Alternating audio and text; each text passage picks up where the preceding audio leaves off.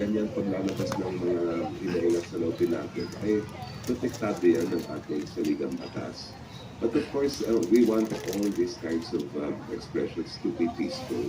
And ilabas natin yung galit natin sa mga parang talagang pinakamaingay na kaya natin.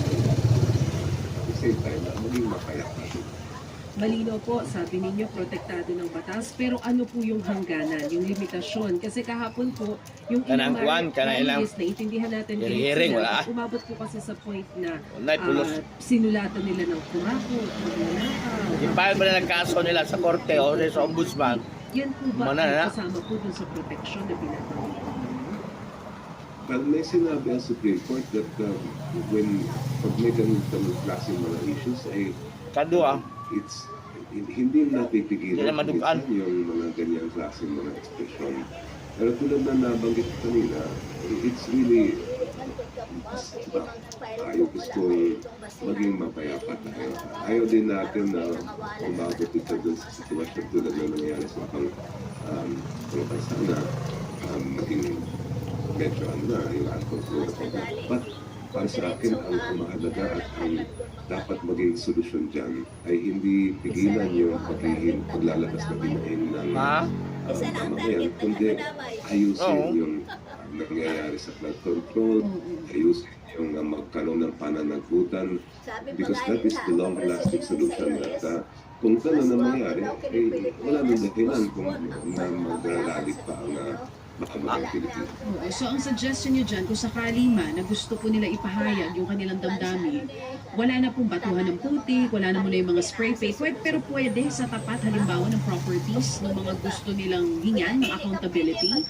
Paano po? Ano kayang po pwedeng gawin? Pagliso lang yung usap. Para sa akin, wake up call ito sa ating pamahalaan.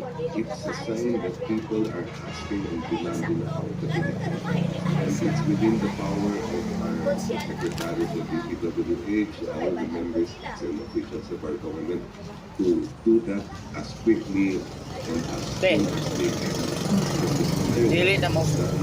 Then that is the best solution to the problem of I wouldn't call it a problem. That's the best solution to addressing yung hinahinga sa ng napakalalim mga Pilipino. Maraming salamat po. Tradisyon sa Katoliko bitaw nga. Attorney Shell Jokno. Ako karabang kabalo ka ng pantay diya. Po yata kayo. Nadiya, di sa pwede ibalhin.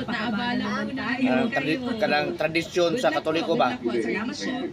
Maraming salamat. Si Attorney Shell Jokno. Tradisyon daw. Isa rin sila, no? Sa talagang... Di ba? Sample na. Tradisyon kayo. Alam ako, naaman. Itong party list na ito. Pero yun nga, kasi nasa konstitusyon yan. Di ba example na siya nang kaning tao, normal. Na tao lang. May konstitusyon po tayo. Tindahan. Dagan tindahan na. Tindahan na tindahan nagpin niya. Pero na isa ka tindahan nga.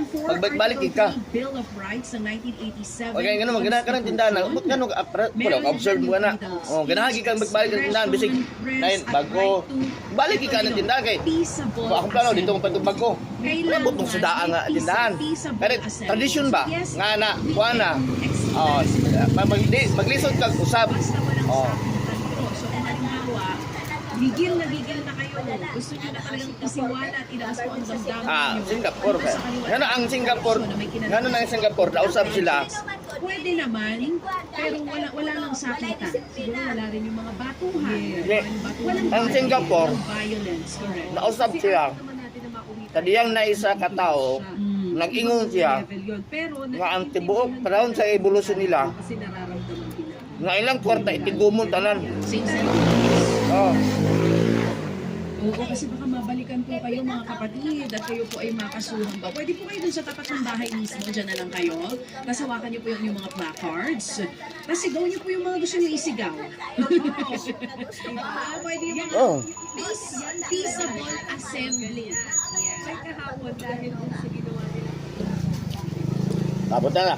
Marcos, pila na kadikada, wapo ko na tao, naan na nagladaan.